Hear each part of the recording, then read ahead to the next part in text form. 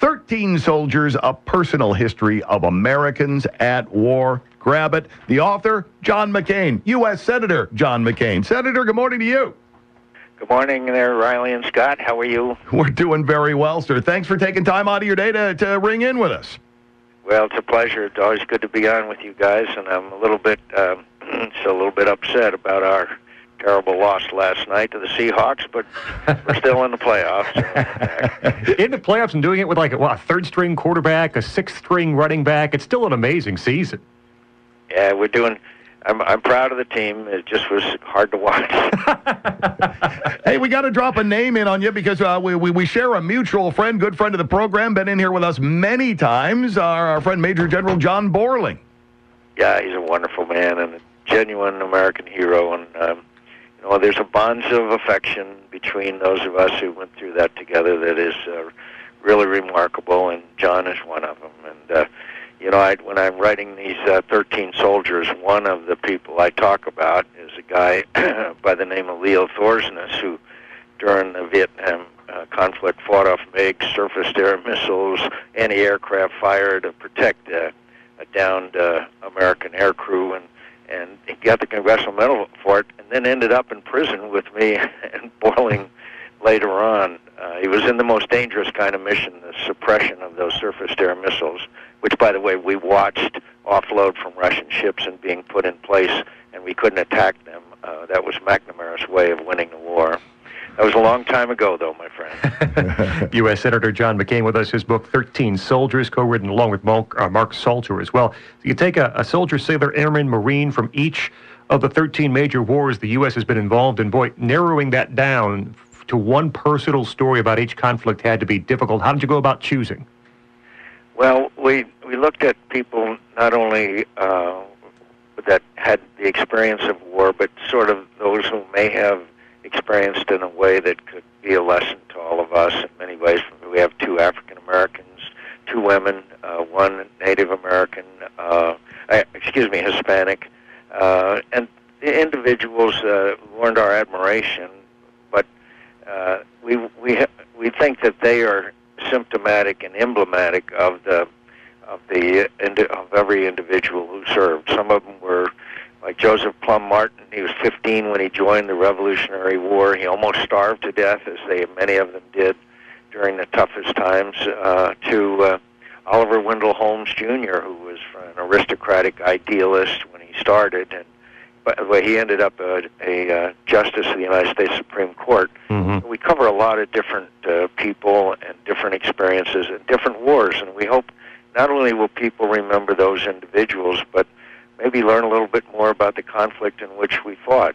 There's that old line about those who ignore the lessons of history are doomed to repeat them.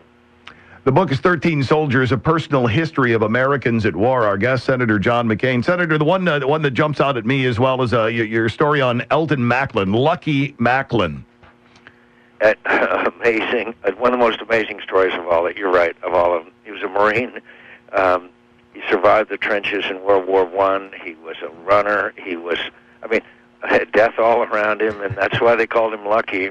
But you get a sense of the carnage of World War I. Of all the wars that we cover, maybe the Civil War, but World War I was we just celebrated, as you know, the anniversary of the beginning of it in August of 1914. But the carnage, it wiped out an entire young generation of men in Europe, and it was the cause that we ended up in World War II over. And this Tony, Lucky was in every aspect of it, and a remarkable guy, and very modest, by the way.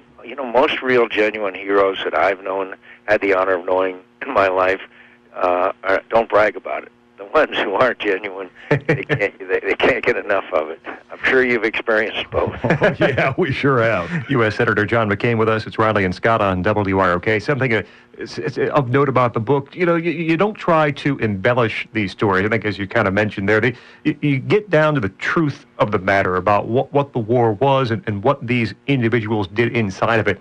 I don't guess it was tough to get to that truth because, as you mentioned, real heroes don't usually try to embellish what was happening. Well, also, we don't glorify war. War is the most horrible of all things.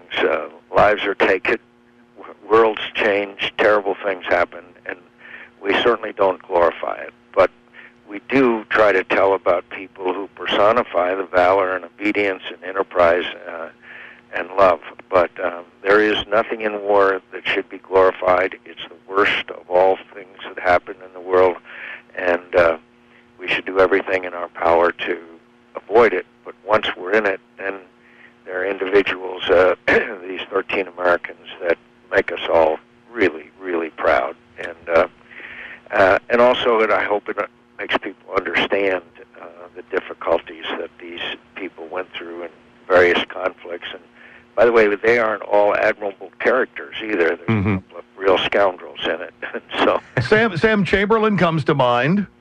Yeah, he wrote his memoirs, mentioned his Mexican mistresses quite often in his memoirs, and alleged that he took part in some conflicts that it was impossible, some battles that it was impossible for him to have been part of. So, we're not, not only, you don't have to necessarily be of good character to be a hero, but while Sam was in what he was fighting, he did an incredible job. And it, by the way, it inspired books about Sam Chamberlain as well. But one of my favorites is Charles Black. He was a freeborn African American. He fought in the War of 1812. He was on a ship in the Battle of Lake Champlain. In those days, even on board our ships, about 30% of the crew would be African American, because and there was very little discrimination, because on a warship, every individual's life is dependent on others. And he fought bravely and well, and unfortunately, years later, he was beaten very badly in a race ride in Philadelphia. So I think what Mark and I try to do is bring home these individuals to the reader so that they empathize with them, but also understand better about war and why we should do everything we can to avoid it. And you are definitely a man who would know a thing or two about that. Senator, we appreciate you taking time out of your morning for us. We appreciate your service and many other things. Thanks a lot, and Merry Christmas to you and your family. Same to you, my friends, and Riley, up the Irish. There we go. Thanks, Senator.